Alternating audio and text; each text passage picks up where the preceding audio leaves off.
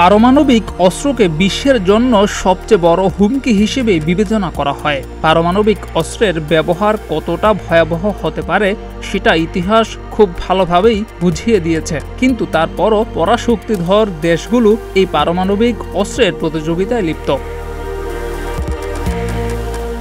কেউ প্রকাশ্যে, কেউ গোপনে পারমাণবিক অস্ত্রের উৎপাদন করছে, কেউ বা আন্তর্জাতিক নিষেধাজ্ঞার তোয়াক্কা করছে না, কেউ আবার আত্মরক্ষার অজুহাতে পারমাণবিক অস্ত্রের কার্যক্রম চালিয়ে যাচ্ছে। বিশ্বের ৮টি দেশ পারমাণবিক অস্ত্রের সফল বিস্ফোরণ ঘটিয়েছে। এগুলো হচ্ছে মার্কিন যুক্তরাষ্ট্র, রাশিয়া, যুক্তরাজ্য, ফ্রান্স, চীন, ভারত, পাকিস্তান এবং উত্তর কোরিয়া। ইসরায়েলের কাছেও পারমাণবিক অস্ত্র রয়েছে বলে ধারণা করা হলেও ইসরায়েল তা অস্বীকার করে আসছে। ধারণা করা হচ্ছে ইসরায়েলের কাছে প্রায় ৪০০টির মতো পারমাণবিক ওয়ারহেড রয়েছে।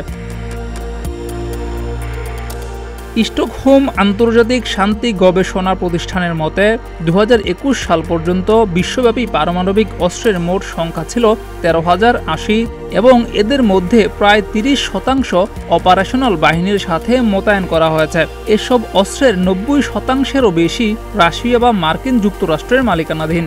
সাম্প্রতিক গবেষণায় প্রতিষ্ঠানটি অনুমান করছে যে পারমাণবিক রাষ্ট্রসমূহের পারমাণবিক ওয়ারহেডের সংখ্যা ১২,৫০০-তে পৌঁছেছে। এর মধ্যে ১০,০০০-এর উপরে আছে শুধু রাশিয়া এবং যুক্তরাষ্ট্র, এই দুই দেশেই।